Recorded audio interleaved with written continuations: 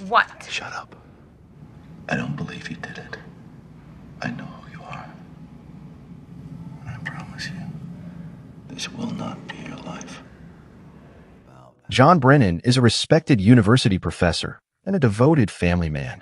But for the last 3 years, sleep has rarely come easily. His wife, Laura, is serving a prison sentence for murder.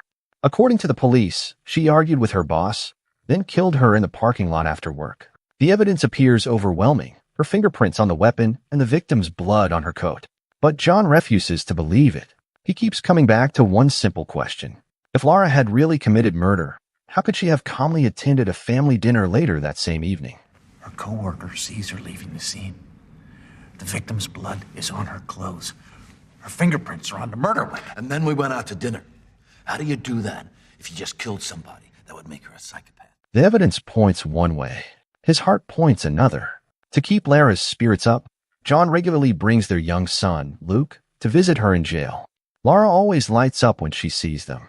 But the moment she looks at Luke, guilt quietly settles across her face. After witnessing his mother's arrest as a child and enduring years of teasing at school, Luke barely speaks to her anymore. Most visits feel like two strangers sitting across from each other. So Lara turns her attention to John and asks the same question she has asked for 3 years. Has he found the woman she bumped into that night? And has he found the missing button that fell from her coat? John still has no answers.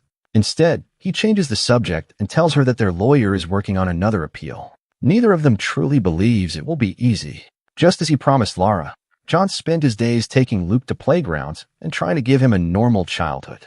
But no matter what he does, Luke remains distant. The next day, John waits hopefully outside a courtroom for news from their lawyer. The moment he sees the man's face, his hopes begin to fade. The appeal has been denied again. Still refusing to quit, John asks him to appeal all the way to the Supreme Court. The lawyer explains that the Supreme Court almost never hears criminal cases anymore. He agrees to file the request, but then gives John some difficult advice. He tells him to stop looking at Lara as his wife and start looking at her as a suspect. John instantly pushes back. Lara is not the type of person who could commit murder and then calmly sit through a family dinner. The lawyer finally loses his patience. What they believe no longer matters. Only the evidence does. John understands exactly what he means, and he also realizes he may need a different lawyer. Later, he visits Lara to tell her the bad news. But before he can say a word, she sees the tears in his eyes and already knows. The last bit of hope drains from her face. Unable to bear it, she walks out of the visiting room without saying a single word.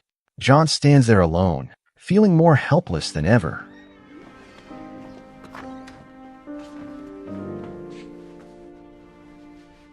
His parents continue helping him care for Luke, doing everything they can to keep the family together. Then one sleepless night, while reviewing case files yet again, John receives a phone call. Lara has attempted to take her own life. John rushes to the hospital. The nurses refuse to let him see her because she is still a prisoner, but a sympathetic doctor gives him a few minutes. Lara lies motionless in the hospital bed. For the first time, John cannot find any comforting words to say. Standing beside her, he finally reaches a decision.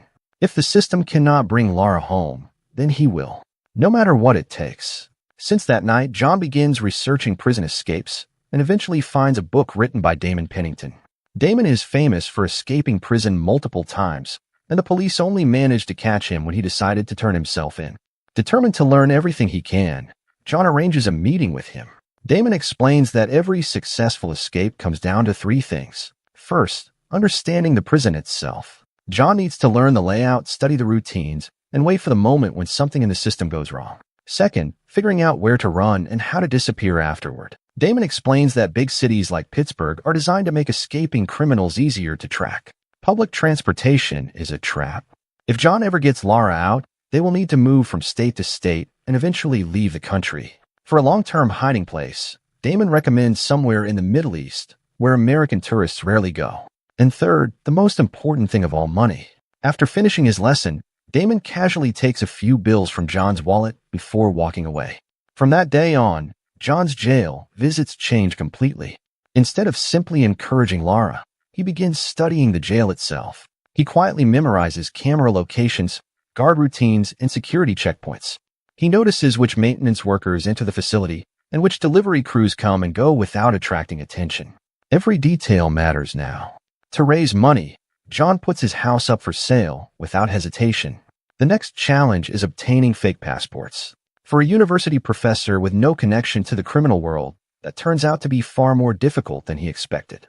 While buying medication from a street dealer, John carefully asks about forged documents. At first, the dealer assumes he is a cop and refuses to talk. After several tense minutes, he gives John a name and tells him to visit a bar across town. Hopeful, John follows the lead. Instead, he walks straight into a trap. Two men jump in behind the bar, beat him badly, and steal all the cash he brought with him.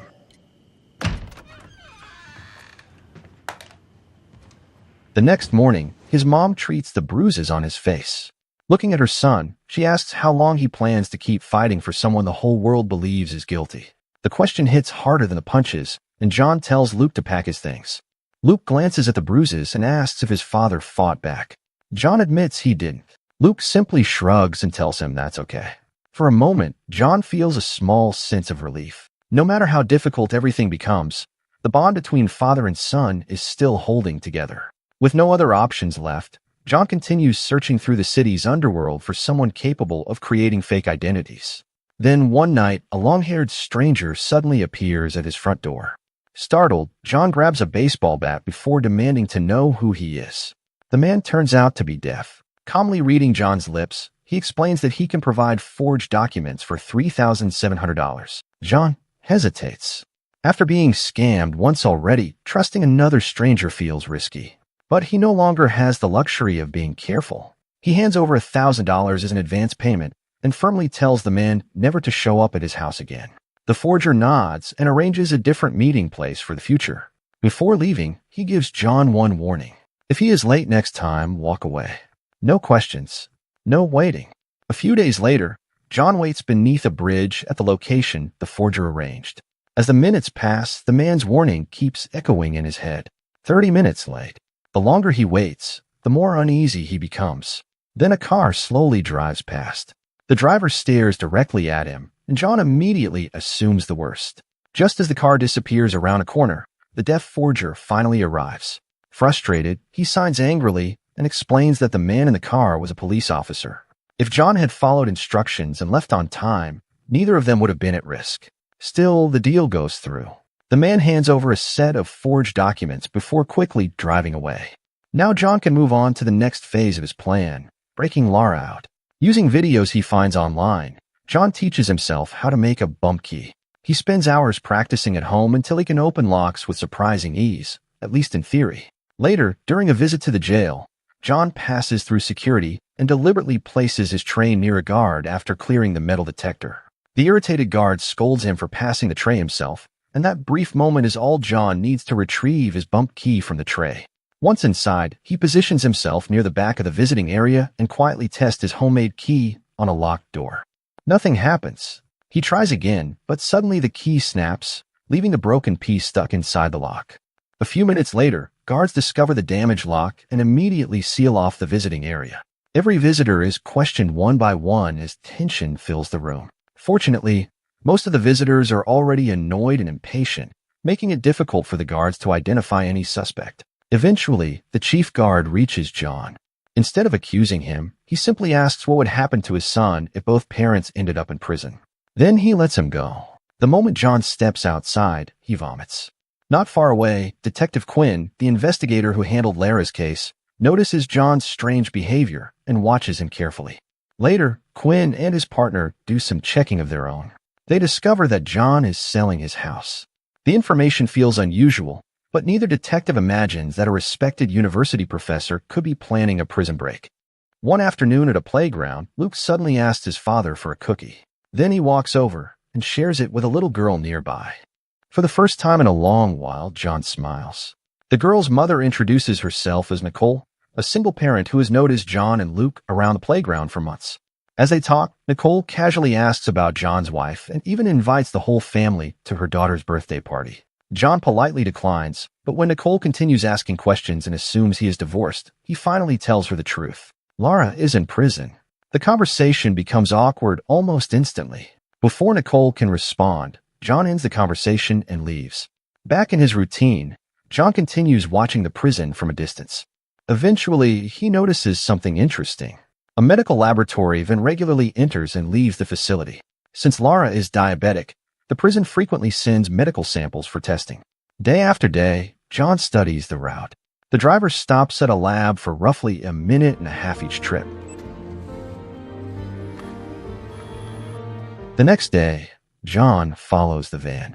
The moment the driver enters the building, John quietly unlocks the vehicle using a tennis ball trick and slips inside. Working as fast as possible, he photographs Lara's medical records and carefully studies the paperwork. Just before the driver returns, John slips out, gets back into his own car, and drives away unnoticed. Another piece of the puzzle falls into place. Excited to share his progress, John visits Lara again, hoping to tell her how much closer he is to bringing her home. Instead, he receives devastating news. Because all appeals have been exhausted, Lara will be transferred to a state prison in just 3 days. With no money left for lawyers and no way to delay the transfer, John realizes that time is running out faster than he expected. His house still hasn't sold, and desperate for cash, he makes a decision he never imagined. He grabs a handgun and drives to a bank. For several minutes, he sits alone in the parking lot staring at the entrance, trying to convince himself to go through with it. But when the moment comes, reality catches up with him. He cannot do it. As he hurriedly backs out of the parking space, he nearly hits a woman walking with her child. Later, John visits Lara again. Trying to hide his growing panic, he tells her not to worry because he has already spoken with a lawyer. Lara immediately notices something is wrong. Seeing how distracted and distant he looks, she misunderstands the situation completely. Believing that John has stopped fighting for her and no longer spends enough time with Luke, she lashes out in frustration. John remains silent, but that only makes her angrier. Finally, Lara asks the question she has been carrying inside for years. Why has he never asked whether she actually killed her boss? For a moment, the room falls silent. To anyone else, it might sound almost like a confession, but John knows Lara better than anyone. Looking into her eyes, he understands that she is not admitting guilt. She is trying to push him away from her. Later, he returns for another visit, and this time, before Lara can say anything, he tells her first that he knows exactly who she really is. He does not believe she is a murderer, and no matter what happens, he promises that he will bring her home. That very night, John heads into the roughest part of the city. After wandering through streets crowded with dealers and addicts, he notices a man collecting money from several street sellers. Keeping his distance, John follows him through the neighborhood. Eventually, the man arrives at a house hidden deep within the city. John waits silently behind trash cans in the backyard for nearly an hour until the dealer returns and knocks on the door. The moment the supplier opens it, John grabs the dealer and forces his way inside at gunpoint. Pointing the weapon at the supplier, he demands all the cash in the house. The supplier laughs at him, clearly not taking him seriously. John responds by firing a shot. Now everyone understands that he is serious. John pours rum across the floor and demands to know where the money is hidden. But the moment John lights the alcohol, the man suddenly runs for the stairs while shouting that his children are upstairs. Keeping the dealer in front of him as a shield, John follows. Seconds later, gunshots erupt. The supplier fires first, and John fires back. This time, the supplier collapses instantly. John quickly stuffs the cash and rushes downstairs. Despite everything, he drags the wounded dealer outside and loads him into the car. However, while reversing, he accidentally crashes into a row of trash cans and leaves behind a major clue, a broken taillight. The dealer dies on the way to the hospital. With no other choice, John leaves his body at a bus stop and drives on. Afterward, he prepares another vehicle for the escape plan and finally returns to his parent house. Exhausted beyond words, he lies down beside Luke and quietly falls asleep. At the same time, investigators flood the crime scene. The case quickly lands in the hands of FBI agent Nabulsi, who begins examining every detail of the burned house. During the investigation, officers discover something important among the debris, a broken taillight. Meanwhile, John's father discovers airline tickets hidden among his son's belongings. The next morning, when John and Luke wake up, his father says nothing about what he found. Instead, he simply pulls his son into a tight embrace. Neither of them needs to say a word, because both already understand what is coming next. Back at home, John immediately begins preparing for the escape. He packs everything they will need and tears down the entire wall, covered with maps, notes, and plans. He drives to the medical laboratory, cuts the phone lines, and waits for the next step of his plan to unfold. When the transport van arrives, John slips inside and switches Lara's medical records with the fake results he prepared earlier. The operation goes exactly as planned, and afterward he drops Luke off at Nicole's daughter's birthday party before moving on to the next stage of the escape. Thanks so much. No problem. At the same time, FBI agent Nabulsi continues investigating the shooting. The broken taillight recovered from the crime scene is identified as belonging to a Prius-type vehicle, and while reviewing related records, Lara's name appears in the system. Suspecting a connection to John, Nabulsi heads straight to their house. By the time he arrives, the place is nearly empty. The wall that once displayed John's elaborate plans has been stripped bare, leaving only small scraps of paper behind. The doctor sees Lara's fake lab results and is shocked. She calls the lab to confirm, but the line is dead. Believing Lara may have a serious medical condition, she orders her transferred to the emergency room by ambulance, exactly as John intended. Following behind the ambulance, John calmly drives to the hospital. Not long afterward, Nabulsi receives the same information and rushes there as well, unaware that he is already several steps behind. Inside the emergency department, John pulls out a gun and forces the shocked officers to handcuff themselves. Lara is horrified by what she sees and begs him to stop before the situation becomes even worse. Instead, John hands her a phone and tells her to call Luke. He wants her to personally explain why she cannot come home. The emotional conversation breaks Lara's heart. She finally agrees to follow him. A nurse suddenly recognizes John and immediately calls for security. Forced to change direction, John leads Lara toward the parking garage using a service elevator. Halfway there, they unexpectedly run into Nabulsi. John quickly raises his gun, and Nabulsi has no choice but to watch as the elevator carries John and Lara away.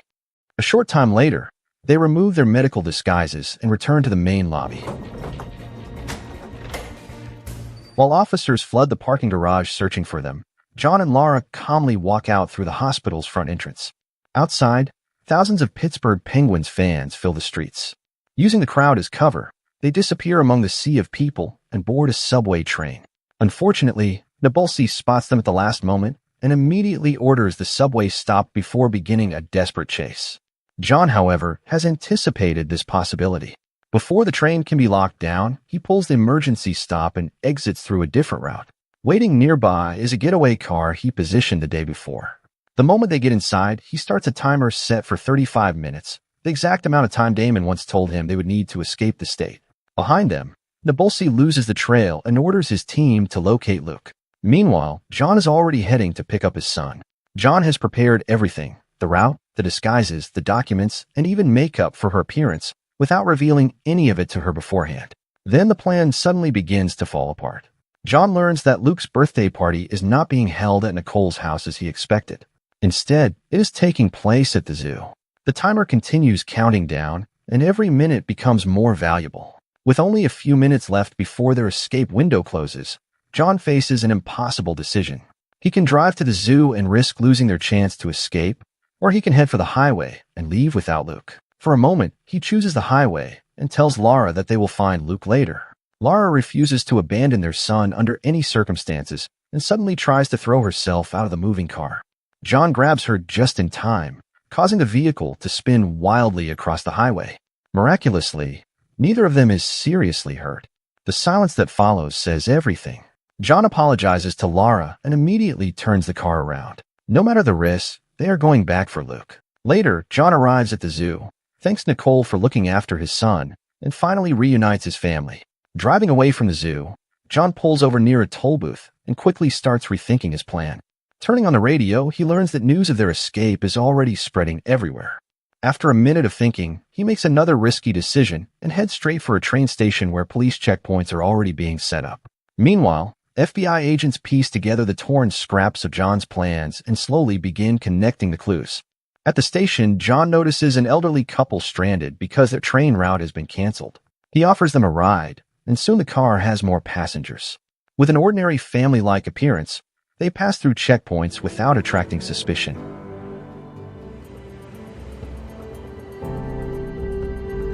Back at FBI office, investigators question everyone connected to John.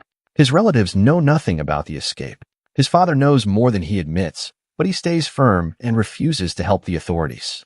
Eventually, the family reaches Toronto Airport in Canada.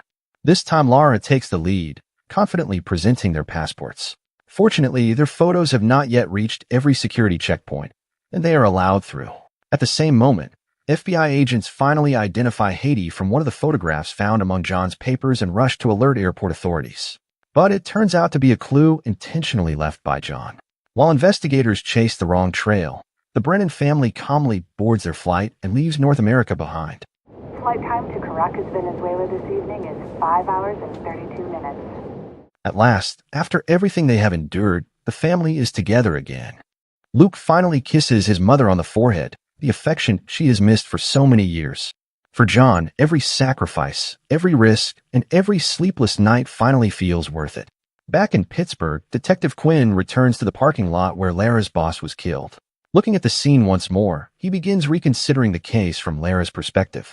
That night 3 years earlier, a young drug addict had stolen the victim's purse and struck her with a fire extinguisher. While fleeing in panic, the woman accidentally bumped into Lara. Unaware that a murder had just taken place, Lara simply moved the fallen fire extinguisher aside and drove away. Moments later, another coworker arrived and saw Lara's car leaving the scene. Following his new theory, Quinn lifts a drain grate and searches for the missing button. Finding nothing, he covers it back and walks away. At that moment, the button appears and slips beneath the water. The truth that Lara was innocent finally exists.